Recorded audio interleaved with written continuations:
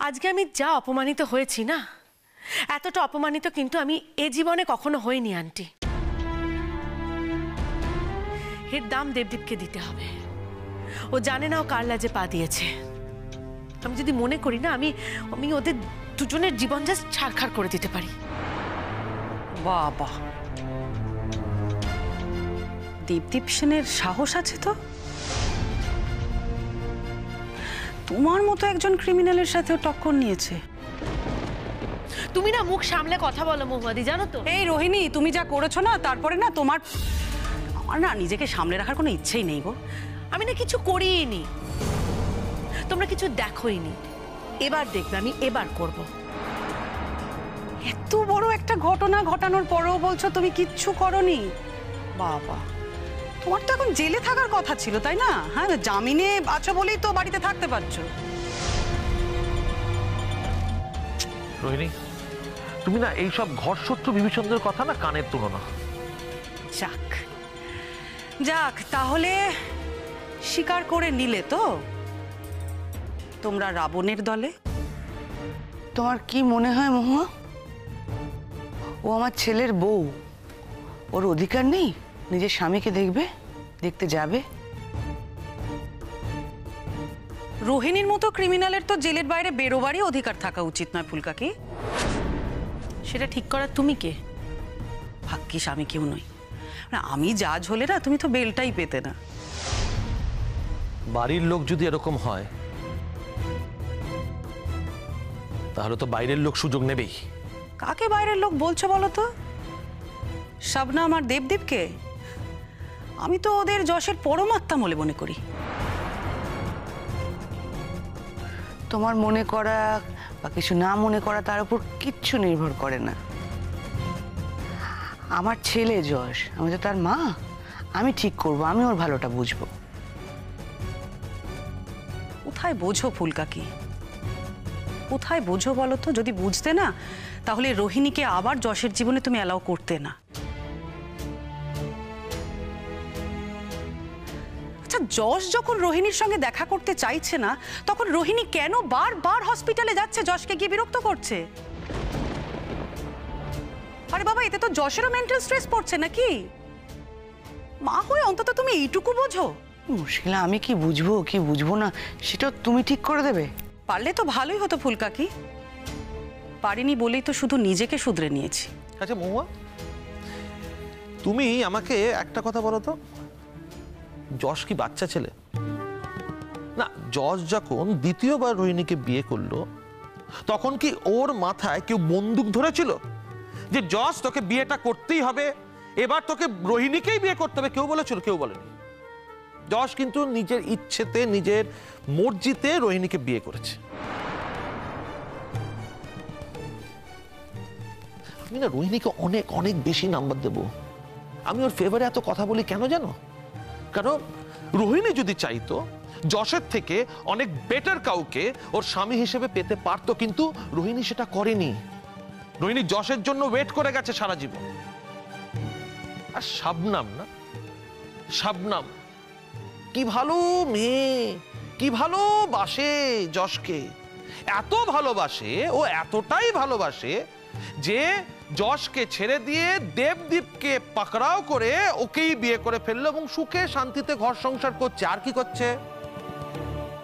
আর যতটা পারছে যশের মাথাটা খাচ্ছে। এমন ভাবে যশের ব্রেনটা ওয়াশ করেছে যাতে যশ রোহিণীকে সহ্যই করতে পারছে না। আর এতে তোমরা মদত দিচ্ছ। অসাধারণ।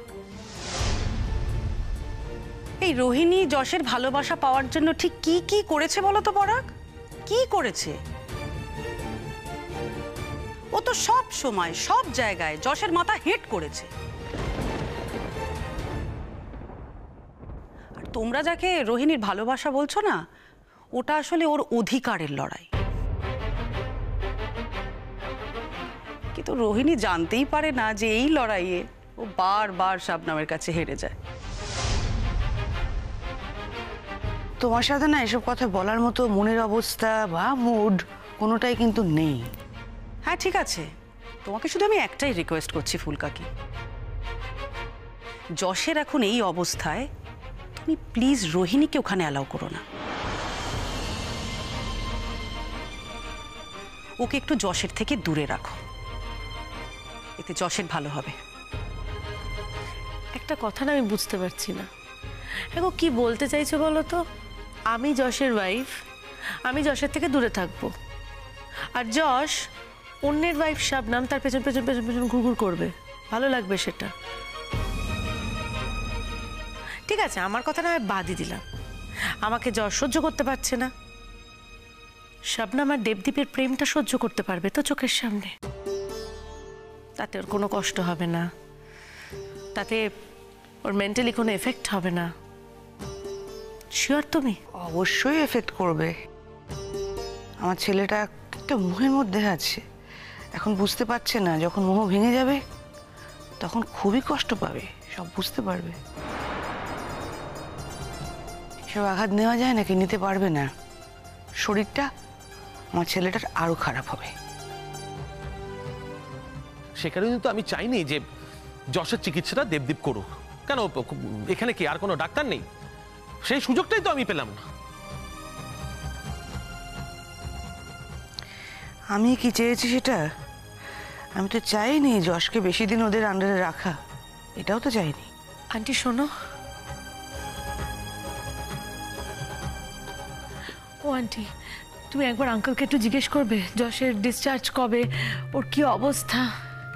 অনেক হয়েছে রোহিণী, আমি আর কাউকে কিছুই জিজ্ঞেস করব না, আমি নিজে নার্সিংহোমে যাব আমার ছেলেটাকে দেখতে। কিন্তু ফুলকাকি, যদি তোমাকে ওরা দেখা না করতে দেয়?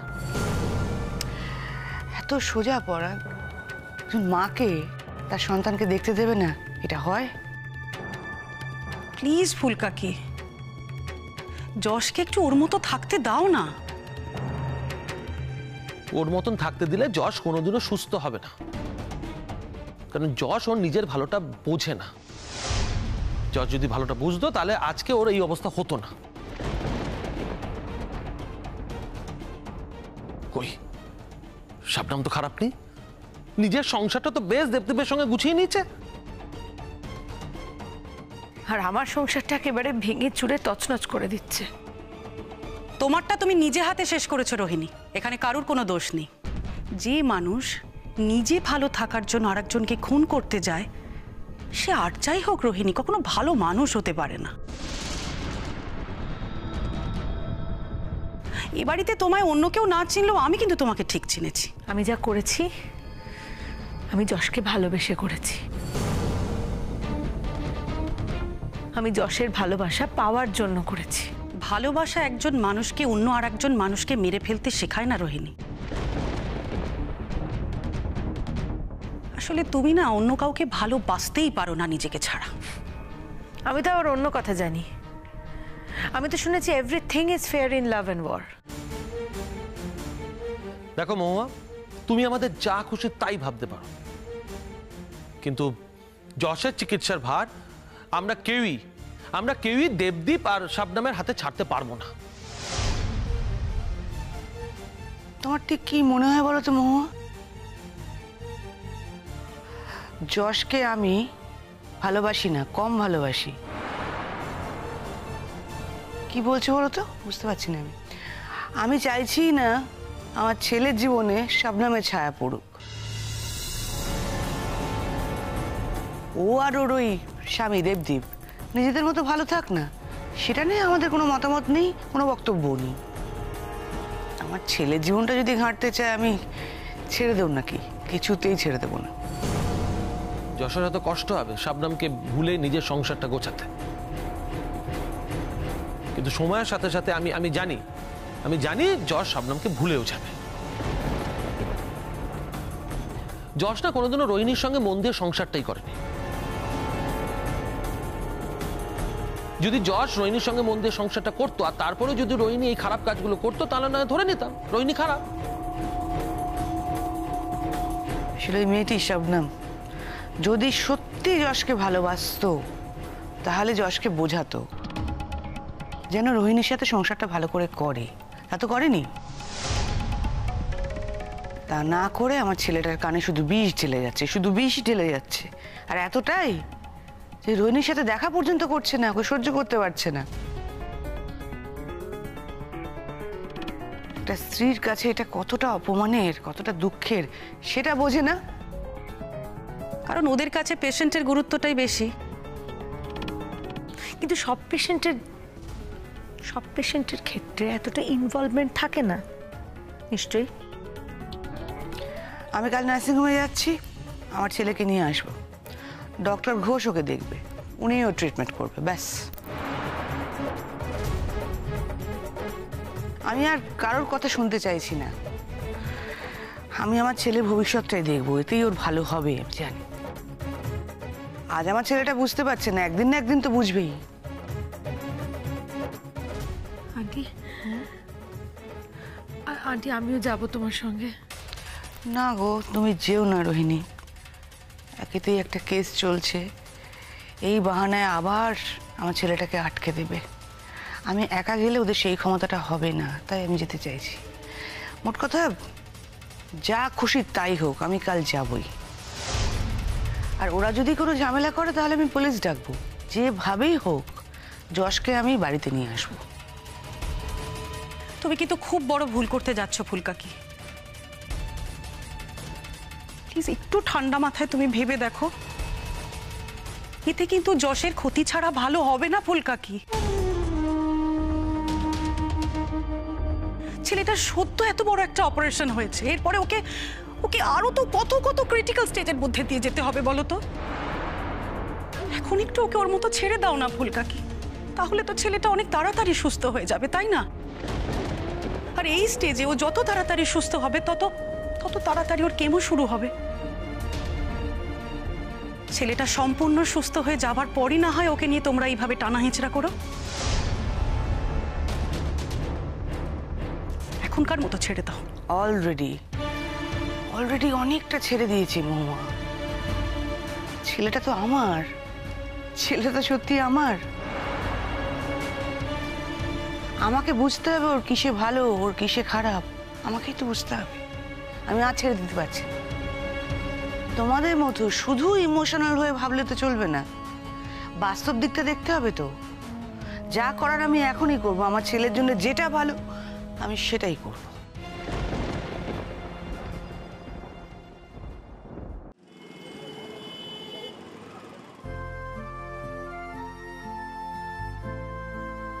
মা তুমি বসো। দেখ বাবু, তোর মা তোর বউকে কেমন খাটাচ্ছে। বেচারি সবে নার্সিং হোম থেকে এলো, আর আসতে না আসতেই ওকে রান্নাঘরে ঢুকিয়ে দিয়েছে। বাবা তুমি কেন বলো তো মায়ের লেগ পুল করছো? মা আমাকে এমনিতেই কোনো কাজ করতে দেয় না, সব কাজই আমি জোর করেই করি। আসলে বাবার বরাবরই মায়ের হাতের চাটাই তো বেশি পছন্দ, তাই বলতে লজ্জা পাচ্ছে। তাই ওভাবে বলছে যাতে মা তোমার উপর অন্য কোনো কাজ এইভাবে কাজ না চাপায় আর কি। মায়ের হাতে চা পছন্দ করে না ছাই। এই যে আমাকে একটু বসতে দেখেছে, সহ্য হচ্ছে না। আমাকে বসতে দেখলে তোর বাবার মাথা খারাপ হয়ে যায়। সারাটা জীবন শুধু এই সংসারের জন্য খেটে গেলাম, একটু নাম নেই। সব সময় আমাকে নিয়ে এরকম করে কথা বলে। উফ মা, তুমি বোঝো না যে বাবা এভাবে তোমার পেছনে লাগে, তোমাকে খ্যাপায়। আচ্ছা ঠিক আছে ঠিক আছে, দেখো অপরাজিতা যখন চা করে এনেছে, তুমি না হয় টাটা করে নিয়ে এসো। পারবো না, তুমি নিজে গিয়ে বানাও, বানিয়ে সবাইকে খাওয়াও। এ নাও বাবা। দীপদীপ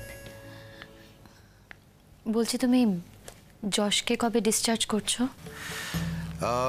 কালকেই ছাড়তে পারি, এখন তো অনেকটা বেটার আছে। আর কমপ্লিকেশনসও তেমন একটা কিছু নেই। ওর বাড়ির লোক জানে?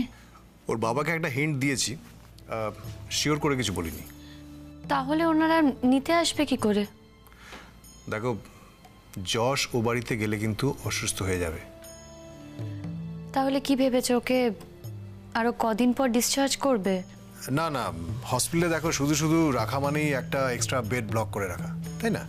আর এতে তো পেশেন্টসদেরও ক্ষতি। তাছাড়া আননেসেসারি হসপিটালের বিল বাড়িয়ে কি লাভ? তাহলে তো ওকে বাড়িতে ফিরতেই হবে। ফিরবে, তবে ওই বাড়ি নয়। ওই বাড়ি না তো কোন বাড়ি? কি বলছিস? কিছুই তো বুঝতে পারছি না বাবু। বাবু, এত ঘুরিয়ে পেঁচিয়ে কেন কথা বলিস বলতো? যা বলবি বাবা পরিষ্কার করে বল না। তোমরা আমাকে কথাটা বলতে দেবে তবে না, আমাকে বলতে দাও। আচ্ছা আচ্ছা, সরি সরি, বলো। যশকে আমি আমাদের কাছে এনে রাখবো।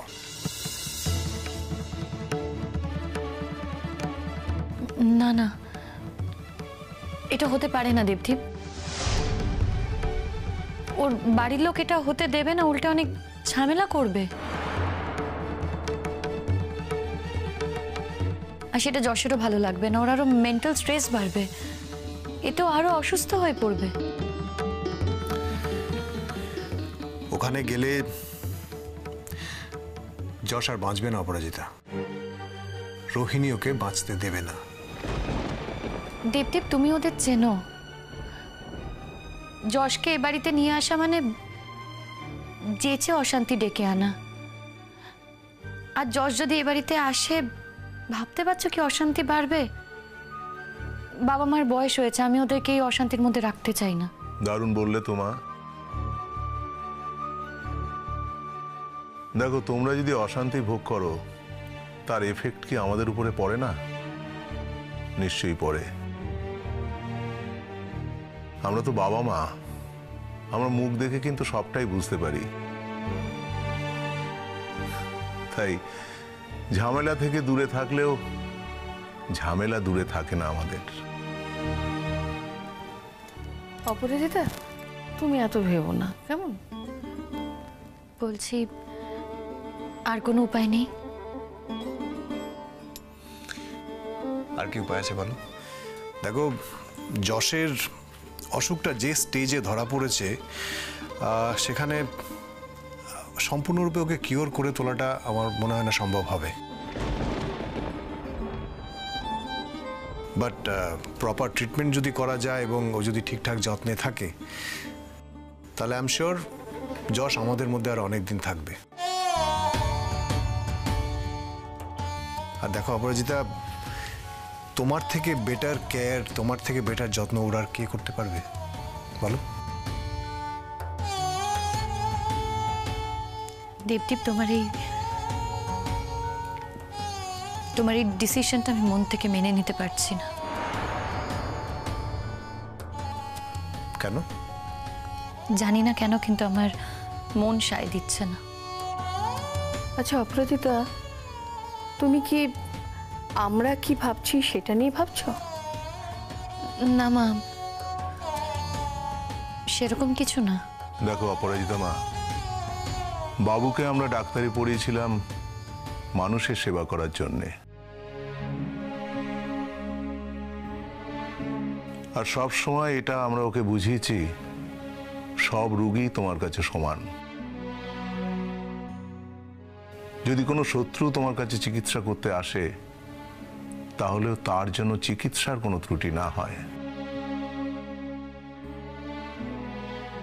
তোমার কাছেও নিশ্চয়ই তাই মা, অর্থাৎ সবাই সমান।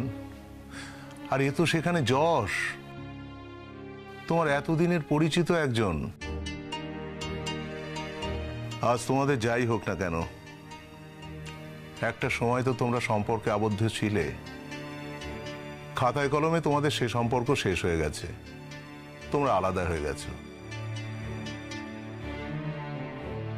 কিন্তু তাই বলে কি একে অপরের প্রতি দায়বদ্ধতা একেবারেই শেষ হয়ে গেছে? না মা, আমি তা মনে করি না। তাই তোমারও এতটা ইতস্তত করার কোনো প্রয়োজন নেই। যশ নিশ্চয়ই আমাদের এখানে থাকবে, আমি বলছি। কি হলো, চুপ করে আছো কেন? তুমি ওর বাড়ির লোকেদের জানো তো, ওরা অশান্তি শুরু করে দেবে। আর যশেরও খারাপ লাগবে এই ভেবে যে ওর জন্য আমাদেরকে এত কিছু সহ্য করতে হচ্ছে। যশ নিজে চায় না ওখানে ফিরে যেতে। ও আমাকে বলেছে, বারবার বলেছে যে ওখানে ও যেতে চায় না, গেলে পরে রোহিণী ওকে মেরে ফেলবে। He doesn't want to. এই অবস্থায় কি করে ওখানে যেতে দিতে পারি বলো ওকে? যশ কি জানে যে তুমি যশকে এখানে রাখার প্ল্যান করেছো? না, আমি এখনো বলিনি ওকে। বলে দেখো রাজি হয় কিনা। ওকে রাজি করানোর দায়িত্ব আমার, অপরাজিতা। যশ আমার পেশেন্ট, আমার বন্ধু। দেখো, চোখের সামনে ওর কোনো ক্ষতি আমি দেখতে পারবো না। দেবদীপ, ঝোঁকের বসে এমন কিছু করো না যাতে ভবিষ্যতে কোনো সমস্যা সৃষ্টি হয়। আমি ঝোঁকের বসে কোনো কিছুই করি না অপরাজিতা। যা করি ভেবে চিন্তেই করি। তুমি আমার কথা একদম ভেবো না। তোমার কথা ভাববো না মানে? আর দেবদীপ, আমি শুধু তোমার কথা ভাবছি না, আমি সবার কথা ভাবছি। তুমি সেদিন যে আমাকে বললে তুমি আমাকে আমার থেকে বেশি চেনো, সেটা মানো তো? নাকি কথাটা এমনি বলার জন্য বলেছিলে? না দেবদীপ, আমি এমনি এমনি কথাটা বলিনি, কিংবা কথার কথাও বলিনি। যেটা বলেছি মন থেকে বলেছি।